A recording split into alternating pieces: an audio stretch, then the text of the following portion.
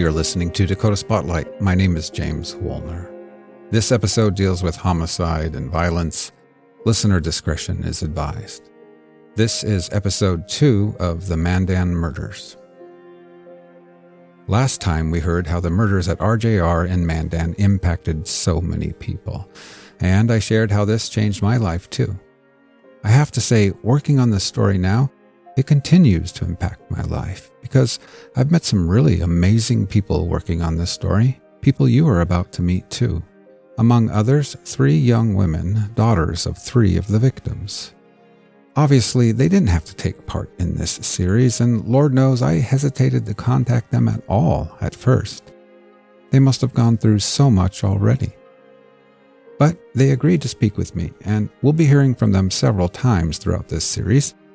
In this episode, they share their memories of that first day, hearing the conflicting news, wondering what was happening, and waiting and worrying, and then the terrible, terrible confirmation that their parents had been murdered at RJR. And as you will hear yourself, they do this fearlessly, complete with emotion and raw honesty. I'm so grateful and honored that these individuals allowed me to ask these questions to learn more about their parents, their lives, and how this tragic crime has affected them. Now, let me take you to the morning of April 1st, 2019, before anyone had learned anything yet, when an RJR employee named Justin Bockheim arrived there for his workday. As you'll now hear, Justin Bockheim walked into a very tough situation. As much as I'd like to hope and believe that I could handle this situation as well as Justin did if I was forced to, I'm not sure I could.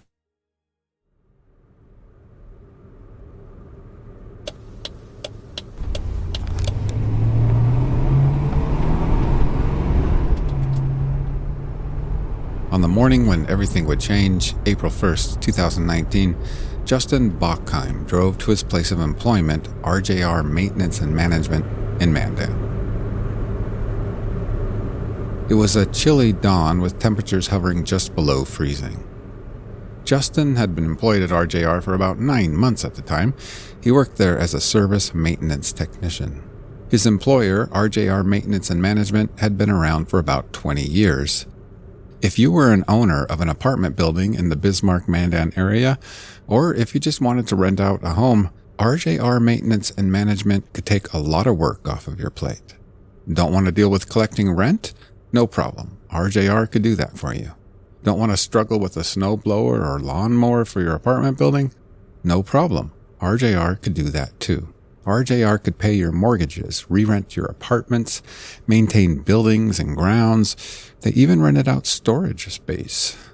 On any given day, RJR dealt with landlords and tenants, dishwashers and toilets, washing machines and rain gutters. Pretty much anything involved in keeping thousands of rental units up and running. In 2019, the company was operating with 22 employees out of a new building at 1106 32nd Avenue Southeast in Mandan. It was located off of Memorial Highway, which was known locally as the Strip. The RJR building looks like a big firehouse, beige exterior with a maroon-colored metal roof. In all, there are 8 tall overhead roll-up doors, like a garage door but taller and wider, big enough for a dump truck to get into. 4 of these doors face the main employee parking lot, and the other 4 are on the opposite side, facing the Strip. So if you were to open 2 opposing doors, you could drive right on through that part of the building. It's basically a giant garage with a concrete floor. They refer to this giant garage as the shop. Inside the shop that morning was a lot of equipment and machinery. The shop is where the RJR technicians like Justin repaired or maintained appliances and equipment. There was also about 10 RJR vehicles parked in the shop that morning, pickups, vans, and small cars parked in rows, most with RJR written on the side. Between the rows of vehicles were power tools, lawnmowers, snowblowers, refrigerators, microwaves, window air conditioning units, washing machines, and dryers, all in various states of maintenance or repair. But there's more to the RJR building than the open shop area. Facing the street, 32nd Avenue Southwest, is a public entrance leading into the main reception area. This is where customers could come to the counter and do business such as pay rent, drop off, or pick up leasing agreements. Behind the reception desk were several small business offices, and behind those a break room accessible from both the offices and the shop.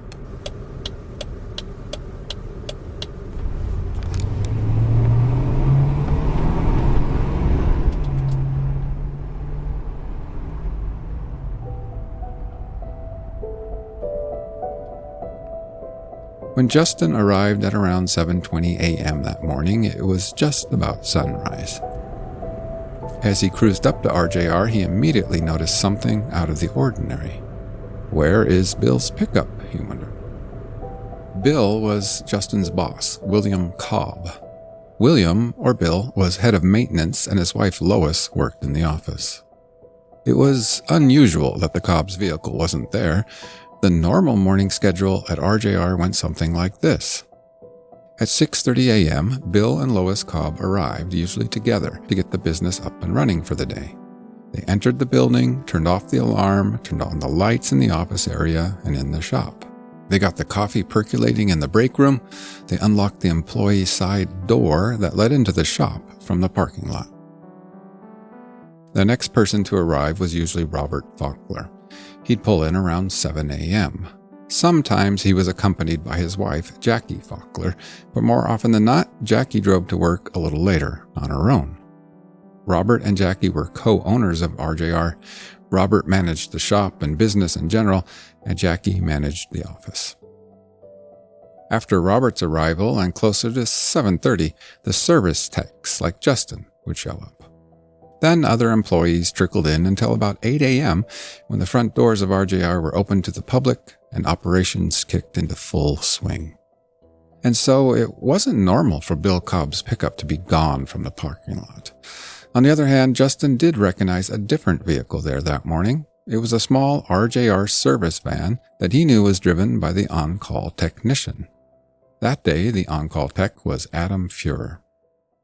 Justin Bockheim parked his vehicle, and like on many mornings before, he made his way to the employee entrance leading into the shop. Once inside, the first thing he noticed was a coffee cup that seemed to have been knocked over. Then he turned to his left, where he saw Robert Faulkner lying on the concrete floor. He wasn't moving, and Justin spotted blood. He quickly moved to Robert, reached out and touched him, but Robert didn't move. And so Justin called 911. 911, what is the address of their emergency? 1106 32nd Avenue Southwest in Mandan at RJR office. Owner's down, bleeding profusely. Okay. And your name? Justin Bockheim. All right, Justin, I'm going to have some questions for you, okay? Do you know what happened? Okay. No, I walked into work and I found him on the floor. Where is he bleeding from? I don't know. I'm afraid to... Okay, how old is he? You can give me an estimate if you don't know. 52. Okay, and is he awake? No. Is he breathing? It does not look like it. All right, I'm going to give you some instructions here, all right? I'm sending paramedics to help you out down the line. I'm going to tell you exactly what to do next. Are you right by him now?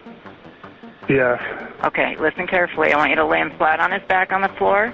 Make sure there's nothing underneath his head. Do that now. Okay. Come on, Robert.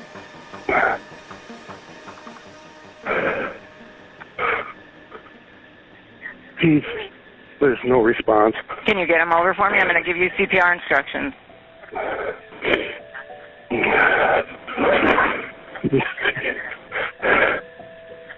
Let me know when you have him on his back. Yep, he's on his back. Listen, I'm going to tell you exactly how to do chest compressions. Make sure he's flat on his back on the ground. Place the heel of your hand on the breastbone in the center of the chest, right between the nipples. Put your other hand on top of that. Okay. All right. Pump the chest hard and fast, at least twice per second, 2 inches deep. Let the chest come all the way up between pumps. We're going to do this 600 times or until help takes over. Count out loud so I can count with you. Go. 1, 2, 3, 4, 5, 6, 7, 8, 9, 10, 11, 12, 13. Paramedics Tanner Artroud and Kylan Williams of Metro Area Ambulance received the call at 7:28 and arrived just 3 minutes later. As far as they knew, they were responding to a medical cardiac arrest. They parked the ambulance, grabbed their cardiac monitor and other equipment, and rushed towards the employee entrance, where by this time another employee had arrived and was there waving them in. That's a good pace right there. Stay just like that. Justin, if you can hear me, ambulance and fire are over there. They're going to be coming in. Hello? Yes, paramedics are on site. Okay, great job, Justin. Okay. All right, thank you. Thank you. Yep, bye. Bye.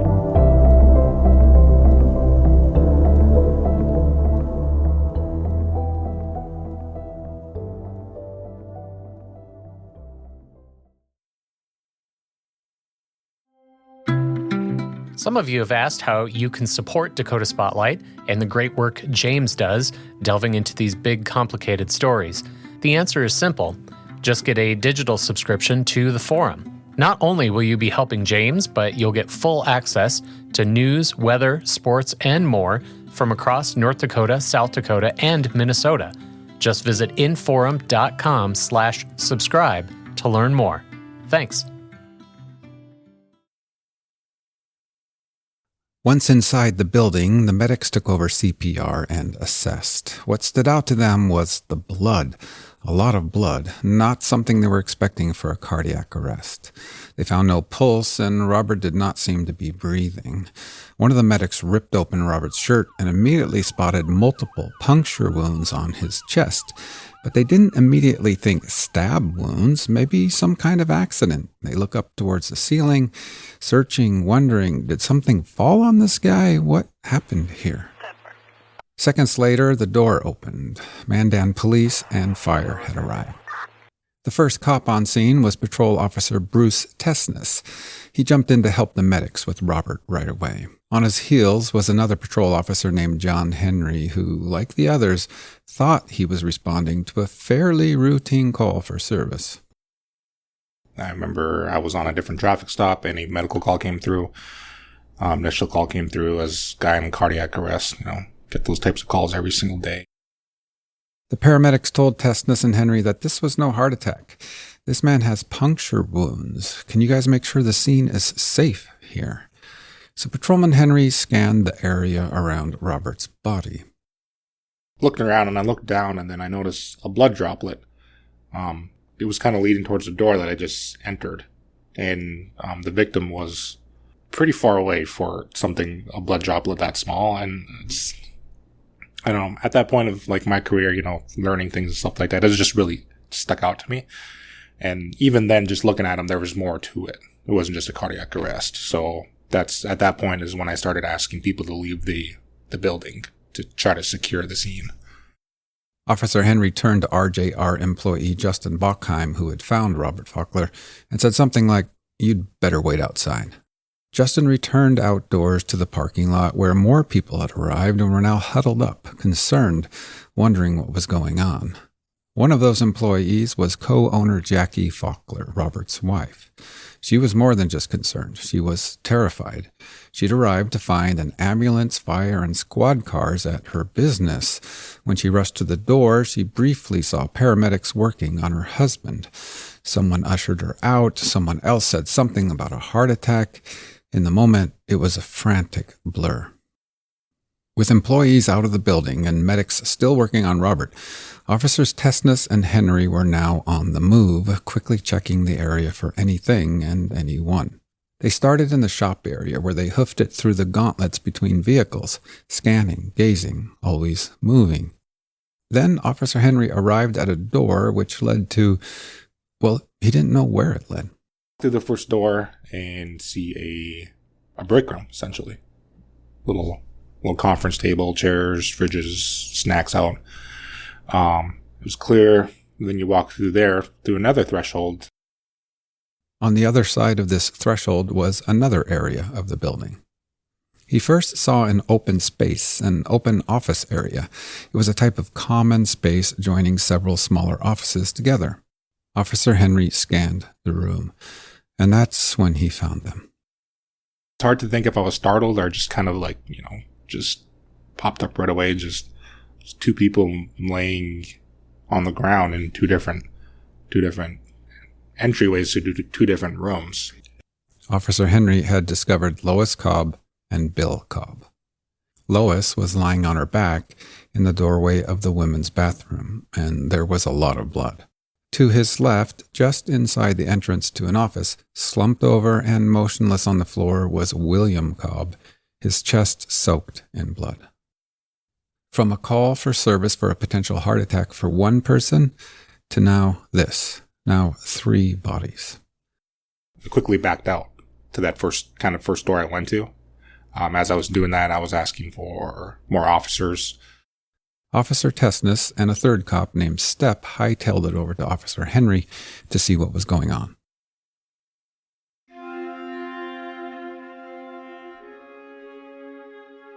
Meanwhile, 100 miles to the west in South Hart, North Dakota, Robert and Jackie Faulkner's daughter, Jamie Binstock, was sleeping. Back then, Jamie worked for RJR, but from home. A mother of 4, Jamie had a newborn baby at the time, and as she told me when I met her recently, she usually turned off her phone at night. I'm surprised I answered my phone. I got a call from my mom early in the morning, because it's mountain time back there compared to central time. And my mom said, "It's your dad. I think he's having a heart attack." And she said, "The EMT and police are here, and I can see through the door, and I just see the bottom half of your dad, and he's laying on the ground." So, when she called me, she didn't know what was going on yet. None of us knew what was going on yet. So I tell my husband, I'm like, we have to go. And we drive with all the kids. We dropped off 3 out of 4 of them at my mother-in-law's house in New Salem, because I was nursing at the time. While Jamie and her family headed out on a 90-minute dash to Mandan, back at RJR, Officer Henry had told Officers Tessness and Stepp what they had just found in the office. 2 bodies, and who knows what else is all in there. Maybe more bodies, maybe a killer. We don't know if someone's going running around stabbing people. We don't know if they're hiding in a closet. We don't know where they're at, or if they're hiding in the abundance of cars that were parked in that shop. Officer Stepp grabbed his radio and made the call for backup. Multiple bodies at RJR in Mandan, send detectives. These words hit home all around town, on newsroom, police scanners, and in squad cars. The word was out. Something was going down at RJR Maintenance and Management at 1106 32nd Avenue Southwest in Mandan. With weapons out and pupils dilated, Henry, Tessness, and Stepp moved into the lunchroom and on through the threshold into the open office area. Officer Stepp went in the middle to kind of protect the unknown that was in front of us still.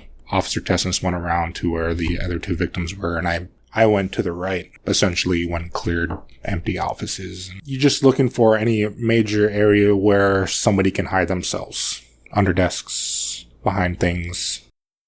After Officer Stepp checked the reception area near the front door and public entrance, he came across a closed door, a locked door. They had to find out what was behind this locked door, so they decided to kick it in. A simple small rug made things difficult for them for a moment. They kept slipping on the rug. But I think that's just kind of the adrenaline and the stress of it all. Like, we're just trying to do something so simple. We've kicked in doors before, but a little rug just completely messes that up. They finally got it open, though, and stormed inside. All they found there were computer cables and blinking lights on server racks, shelving, and office supplies. No more bodies, no killer hiding in the shadows. Officer Tessness touched Lois Cobb's arm quickly. No response. Same with Bill Cobb, no signs of life. But he knew that was for the medics to decide. But before the medics could come back in there, they had to secure the whole building. From there, we'll do secondary searches. I don't think we necessarily started because we still had the whole shop area that we needed to go through. So back they went into the shop area to sweep it again. I remember coming around that corner and kind of in the area. I was kind of in the area where that first victim was at. And then looking forward, all I can see was feet laying on the other side of that bench. A body. Another body laying in blood. And then that's when, approach it. And then the fourth victim was there laying. This fourth body was Adam Fuhrer. Adam lay on his stomach only some 20 feet from where Robert Faulkner had been found. Nobody had been able to see him previously. He lay obscured behind a workbench. At that point, had so much adrenaline and stuff, and everything clicked. Like, finding the fourth victim, that's when things started to slow down, and more officers started arriving on scene. The EMS comes through, checks on everybody, and, confirm that they were deceased. And I think before I went outside, I remember Lieutenant Haug at the time, Captain Haug now, I remember him coming in and just rubbing his head and just sighed, and it's terrible. Adam Fuhrer, Lois Cobb, Bill Cobb, and Robert Faulkner, they were all gone. Outside in the parking lot was an anxious and confused growing group of RJR employees. Questions all around and in every direction. Who's inside? Did Robert have a heart attack? Has anyone seen Bill and Lois? Their truck's not here. Are they in there? And where's Adam? Still miles away and rushing towards Mandan on Interstate 94, Robert Faulkner's daughter, Jamie, and her family were struggling to understand what was going on. Well, actually, on the drive here is when we started seeing posts on Facebook and on the news, and we still at that point had no idea what happened. When this was all happening, we had quite a few people texting us and messaging us saying, "What's going on? Are you guys okay?" We didn't know what was going on, but something deep down in me thought that my dad was gone.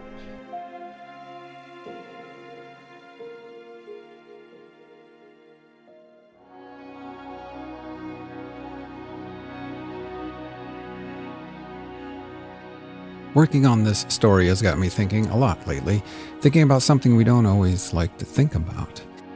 Let's face it, we wake up each day with a new slate, and it's rarely a blank slate. It's often filled in for us already. Wake up, open eyes, consult the slate. What is it I'm doing today? Ah, yes, here it is for me, slated up for me already. Now and then, the morning looks exciting, extra special, maybe a birthday. Other mornings are what we might call an ordinary slate, previously rehearsed and choreographed. Go to work, go to school, maybe a dentist appointment, mow the lawn, mop the floor. And sometimes we just jump right to it, right? No time like the present to get things done, we might say. No time like the present. That's a witty expression, but it's also quite profound. Because if you think about it, there is no other time than the present. Let's face it, our man-made slate each morning and all those personal calendars, post-it notes, and notifications, while all that helps to navigate and organize our busy lives, it's also just part of an illusion, a pipe dream we've concocted and chosen to believe in. Almost a delusional contention that we have supreme control over our lives somehow.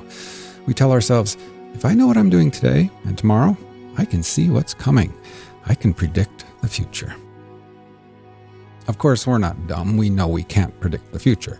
But we try not to think about that too much, and that's probably for good reason.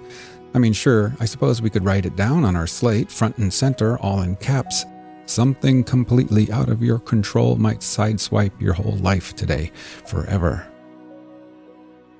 But that is a sobering truth, one of those facts of life we'd rather not be reminded of, at least not every morning. The unpredictability of life is spooky enough as it is, so we trudge forward. We head out there each day in good faith. I've been thinking a lot about this lately, thinking how utterly and innocently in the dark everyone was on that morning in 2019, how everything was about to change and change so quickly. And if you will please forgive me, for the moment anyway, I'm not just talking about Lois Cobb, Bill Cobb, Adam Fuhrer, and Robert Faulkner. For the moment, again, if you will forgive me, I'm also talking about everyone else affected by the RJR tragedy. The repercussions of the Mandan murders hit far and wide. Some people who were hit by shrapnel from that event are still wounded to this day. Other people, like myself, we escaped unharmed, but nevertheless had our life nudged in a new direction. Now, some people, like law enforcement and first responders, are sort of trained to expect the unexpected. To a certain extent, it's part of their job. Still, the RJR homicides shook their world too. And there were others on that morning, members of the community, civilians who were just routinely preparing for their day, fully unaware of what was coming. Little did they know that they were about to make some important observations and take important action. What may have been a simple act for them, like picking up the phone and calling in a tip, but for law enforcement and ultimately for the friends and family of the RJR victims, were huge, vital steps. People like Nathan Helm of Bismarck, who was preparing for a day at work as a salesperson at Indigo Signworks in Mandan. Indigo Signworks was a business located just off of Memorial Highway within eyesight of RJR. Nathan Helm got up that morning, he consulted his slate, it said, go to work at Indigo Signs, and so he did. And then there was Ben Zachmeyer, getting ready to head to his place of employment too. Ben was co-owner of Big O Tires. Big O Tires sat a half-mile west of Indigo Signs, also along the strip, just next to McDonald's. And over there at McDonald's, an employee named Angela Davis would arrive for her 6 a.m. shift, where she would be tasked with many job duties, including running food out to the waiting drive-thru customers. I don't know everything that was on Angela Davis' agenda that day, but there's one thing I am certain of. When Angela opened her eyes that early morning, when she sat up in bed and consulted her own slate for the day, it did not say anything like, go to work at McDonald's on the Strip in Mandan, where you will become one of the most important and pivotal first witnesses in a horrific quadruple homicide.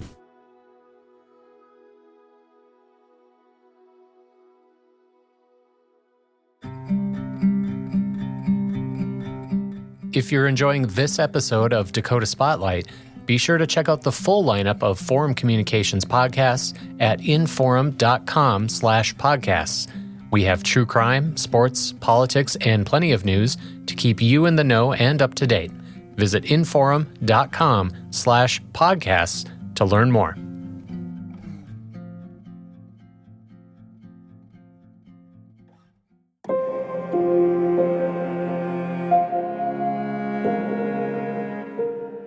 For paramedics and patrolmen, a call to respond to a possible cardiac arrest had erupted into a whirlwind experience. Not a heart attack, but homicide. Not one person down, but 4. And it all happened so quickly. But for the police, there was no time for reflection. Now, no time to stop and catch their breath or debrief. They had work to do. While waiting for detectives and others to arrive, they began corralling the group of employees in the parking lot. The RJR staff would all need to be identified, their names and phone numbers recorded. At some point, they would be interviewed by investigators. I was actually heading into the office that morning, and I remember hearing the initial call come out as a medical. This is Pat Haug of the Mandan Police Department. In 2019, he was a lieutenant and has since been promoted to captain. Overhearing a call for a medical situation wouldn't grab his attention, but then he heard patrolmen asking for detectives. Being that I was in charge of investigations at that time, I just diverted and started heading down there. I realized there was something significant going on based upon Officer Tessnis's voice over the radio. Another cop to arrive that morning was a Morton County Sheriff's deputy named Andrew Trias. He'd been sitting in his cruiser near Main Street and 6th Avenue Southwest when his police scanner crackled and he heard something going on over at RJR. So he threw his cruiser into drive and jetted down the strip and then to the scene where he offered assistance. He helps Mandan PD identifying the employees in the parking lot. Trius speaks to a few of them, a guy named Jeremy, a gal named Deanna, and then he speaks with Don Eliasson. Eliasson tells Trius that Bill Cobb's pickup is missing. It's a white Dodge pickup with RJR logos on the side. Then Deputy Trius helps to secure the perimeter of RJR. They need to keep the general public, the curious onlookers, and the media back from the immediate scene. So Trius jumps back in his Morton County cruiser and zips just 100 yards up the street near Midway Lane's bowling alley, where he parks in the middle of the street and blocks it off. Back inside RJR, Officer Bruce Tesnus gives Patrick Haug a walkthrough of the crime scene. Yeah, so when I get on scene, I still don't know what's going on. So I went in the side door at RJR. When you walked in, immediately there was Robert Faulkner was on the floor right off to my left, was kind of briefed on some of his injuries. And then Adam Führer, I could not see him completely, but they pointed out where he was laying and I could just see his feet on the ground. And we did a walkthrough of the building and took me to the Cobbs. And I knew at that point how big of a deal this had just become. Knowing the limitations of my department, manpower-wise and stuff like that, I'd already formulated that I'm going to need some help on this. We're going to need help processing this scene. And I'd already made the determination that we were going to call the Bureau of Criminal Investigations at a minimum for the crime scene because the crime scene was so big. But BCI or no BCI, no real investigation of the crime scene will happen until they have a search warrant. I was not yet at work that day when I got the call from an investigator. This is Gabrielle Goder. She is currently a senior state's attorney in Bismarck, but in 2019, she was assistant state's attorney in Morton County. On that morning, she was at home in Mandan when the call came in. She was basically on call 24/7. She wasn't surprised that the phone rang, although the subject of the call, that was different, much different. Basically, it was a call from Sergeant Wilmoth with Mandan Police Department, who told me that we had multiple deceased individuals and we would be needing a search warrant. Elsewhere in North Dakota, as they sped down the interstate towards Mandan, all Jamie Binstock and her family knew was that Jamie's dad had possibly had a heart attack at RJR. But if it was just a heart attack, why were they seeing so much buzz on social media about RJR? When they arrived at Mandan, they pulled off the interstate, then navigated down Memorial Highway, known locally as the Strip. The Strip in Mandan is hugged by lots of local businesses. They passed McDonald's on the right, Big O Tires, Bill Barth Ford. Finally, they took a right off of the Strip at Indigo Signs and Midway Lane's bowling alley. The first thing they saw was Morton County Deputy Trius parked in the middle of the street, blocking traffic. So we get into Mandan, and the road is off. Obviously, the entire area in front of RJR is blocked off. So we had to tell police that we were families so we could be let through. And beyond the roadblock, just 100 yards or so, was the scene at RJR. Jamie spotted her mother, Jackie Faulkner, in the parking lot. They parked, and Jamie rushed to her mother. And my mom met me on the road and told me that he was gone.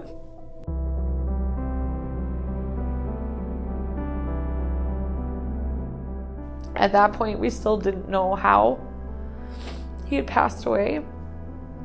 So whatever staff was there, we sat outside with. There was quite a few employees that were sitting out with us, trying to figure out still what was going on. And it just, that's the hard part, is that it felt like everyone else knew what was going on, but we didn't know. So while we were sitting there, we were trying to figure out who was missing out of everyone, because we didn't know who was in the building. And Bill's truck wasn't there, so we didn't know if Bill and Lois were in there. Just 150 yards away to the north, at a business named Indigo Signs, employees Bruce Dintelman, Nathan Helm, and others had heard the sirens and seen the swarm of police cars down the street. They gathered outside of Indigo Signs and looked on, speculating what in the world was happening down at RJR. One of them said something like, "Hey, did you guys see that RJR pickup in our parking lot this morning?" And sure enough, there it was, a white Dodge pickup with RJR printed on the sides, just sitting there at Indigo Signs, a stone's throw from where it actually belonged. They took a walk due west towards Midway Lane's bowling alley, where they could see Morton County Deputy Trias, who was blocking off the street. "Hey," they told Trias, "we got an RJR vehicle over here in our lot." Trias grabbed his radio and called it in to Mandan PD. Here is Captain Pat Haug again, who was a lieutenant at the time. Initially, when he told me about it, it's not that I discarded it, but I kind of put it aside in my mind. And then as things are progressing, I'm realizing that's a bigger deal than I kind of initially thought. And so I made sure I had an officer over there. That officer was Garrett Stepp, who, along with Tessness and Henry, had just discovered 4 bodies at RJR. Stepp zipped up to Indigo Signs, where he found the white Dodge and basically stood guard until others could arrive. One of my officers or one of my detectives said they thought they saw blood on the outside of it. This pickup was, of course, the one missing from RJR, the vehicle that the Cobbs drove.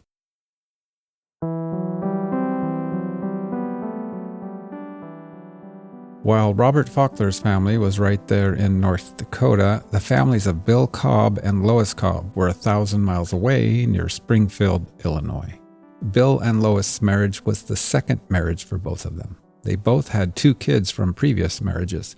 Bill had a son and a daughter, aged 29 and 24 at the time, and Lois had a daughter and a son, aged 25 and 23. But despite their distance from North Dakota, with the speed of the internet and social media, Lois' kids and Bill's kids got the news that something was happening just about as fast as anyone else. I recently spoke with stepsisters Brianne and Amy.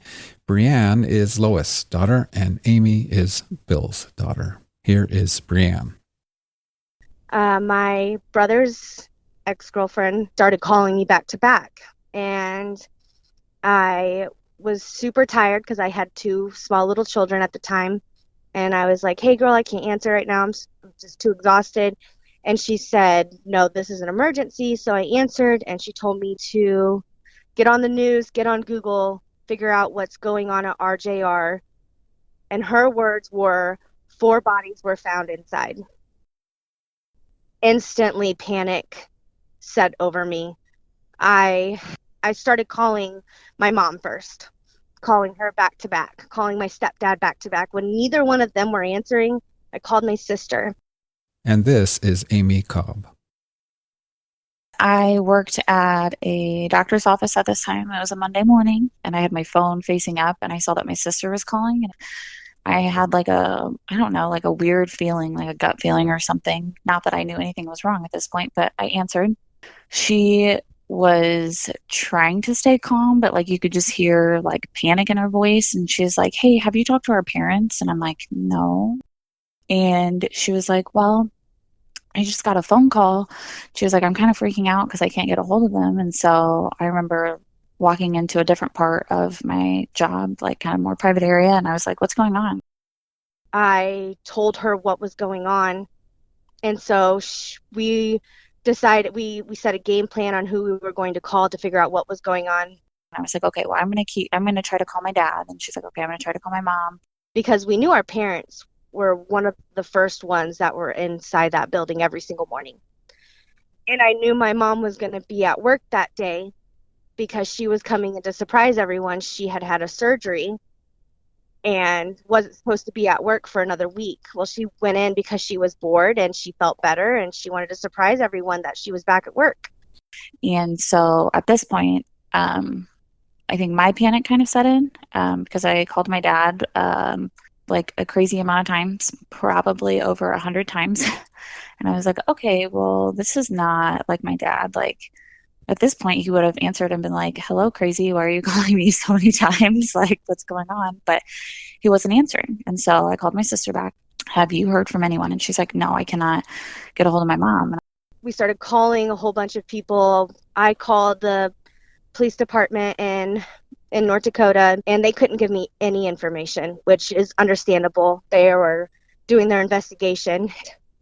We had no clue. And so we had visited there. So we had known a couple people from RJR, but we didn't know them to that extent, you know? So I was like reaching at anybody that I may have known to be able to get a hold of or anything. So I remember them speaking of Jackie, Robert, Deanna. Those were like the three that like popped in my head vividly to call.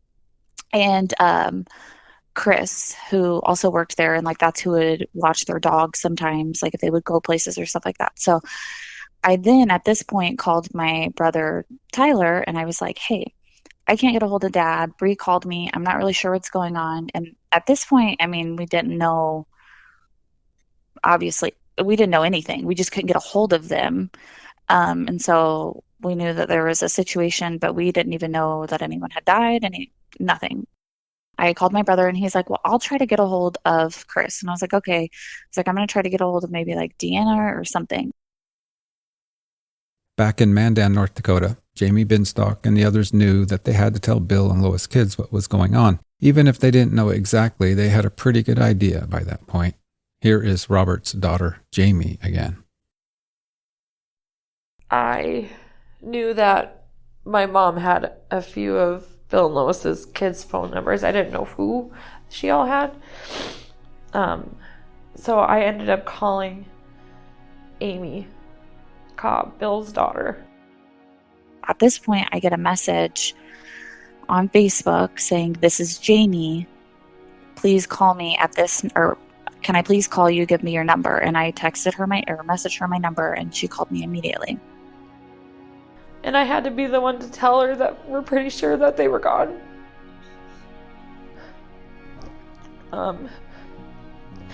I will never forget having to tell someone that.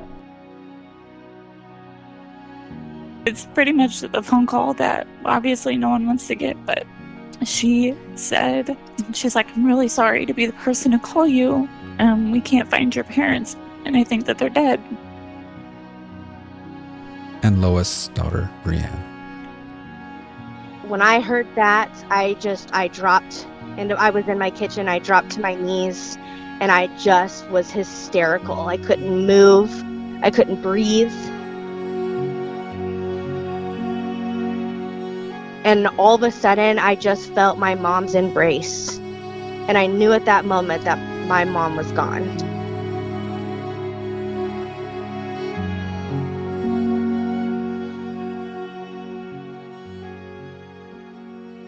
At some point, the employees had to leave the scene. Some went home, others went home with friends. Robert's daughter, Jamie, again.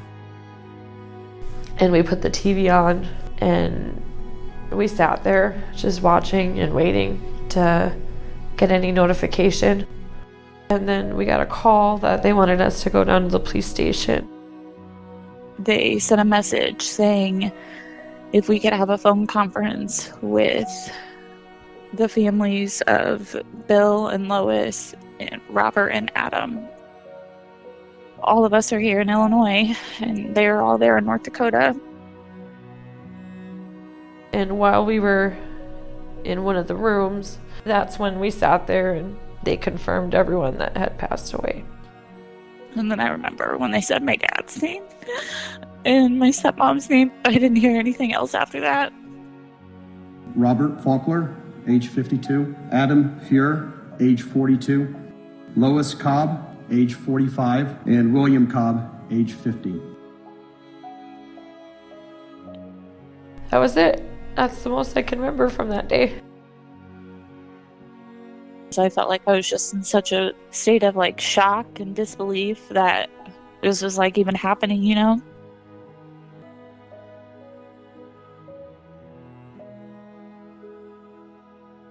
I'd really like to thank Jamie, Brianne, and Amy for speaking with me.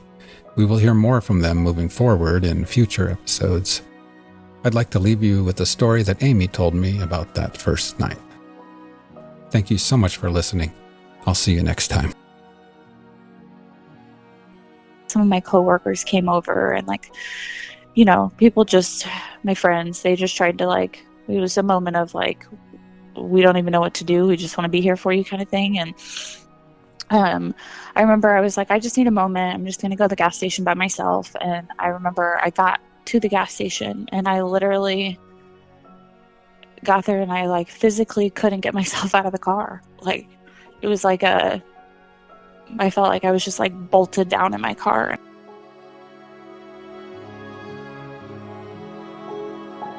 I remember I called my best friend and she drove down the block. She's like, I think, how about I just go in the gas station for you and then I'll just drive you home and we'll get your car later.